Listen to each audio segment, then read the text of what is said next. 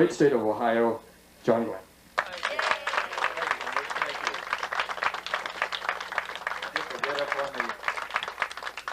I guess this transcribes or translates into a stump speech here up on the diving board here at Sunshine. But thank you very much, George, and I appreciate all those kind remarks.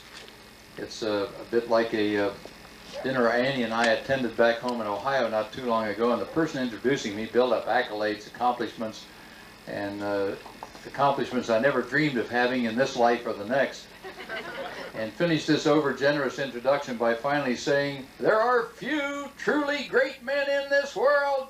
And then he introduced me.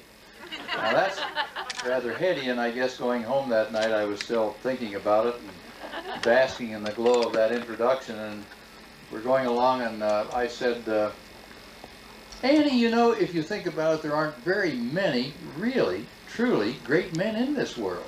And it took her about 2 seconds to say, "Let me tell you something, there's sure one less than you think there is."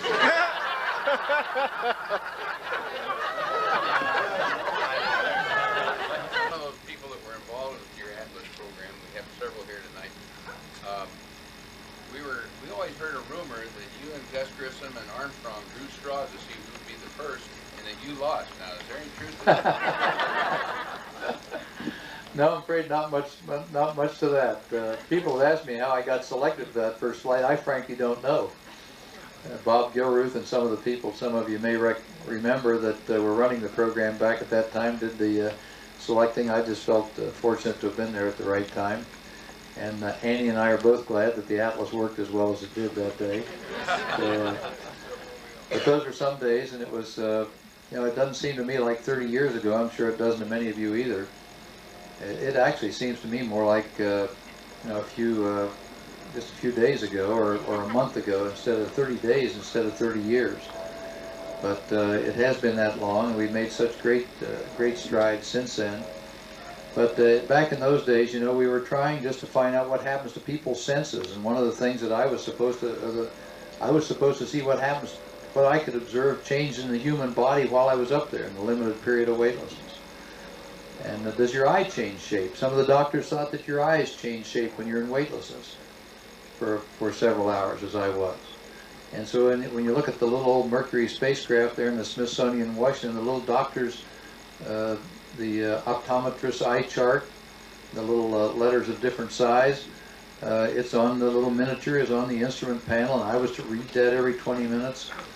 And some of the doctors predicted then that when the fluid in the inner ear is more free to more randomly move about during weightlessness, that you'd have such uncontrollable nausea and vertigo that you wouldn't be able to do anything. And so they had developed not only tablets of Tygan, motion sickness medicine, but a syringe in a little pocket on my flight suit then, that if I felt I had to re-enter and come down, take an emergency re-entry, and I just needed temporary control, I could take that syringe out, and it was spring-loaded, so if I hit my leg with it, the needle would go through the suit into my leg and inject the serum all at one time. And so I could maybe get control and get back down again. So we were concerned, or they were concerned about such things as that back in those days, and some of the observations. Well, that didn't happen. Let me say this: I never practiced with that needle in.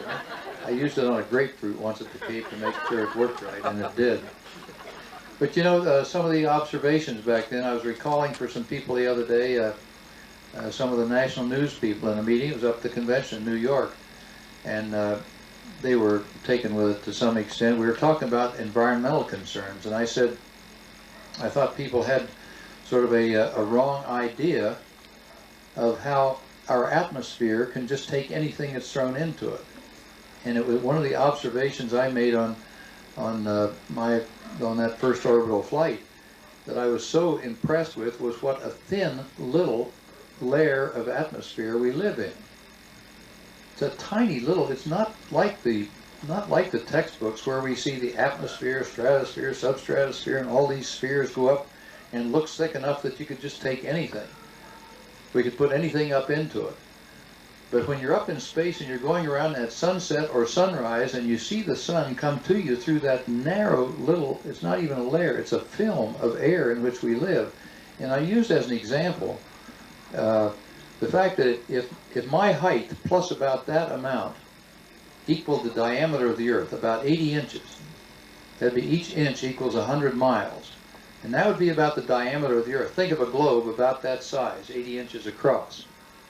Now, when you fly cross-country on a jet airplane, when you're at 40,000 feet, say, and that's on your longer flights, you get up around 40,000 feet, you're above 80% of the Earth's atmosphere.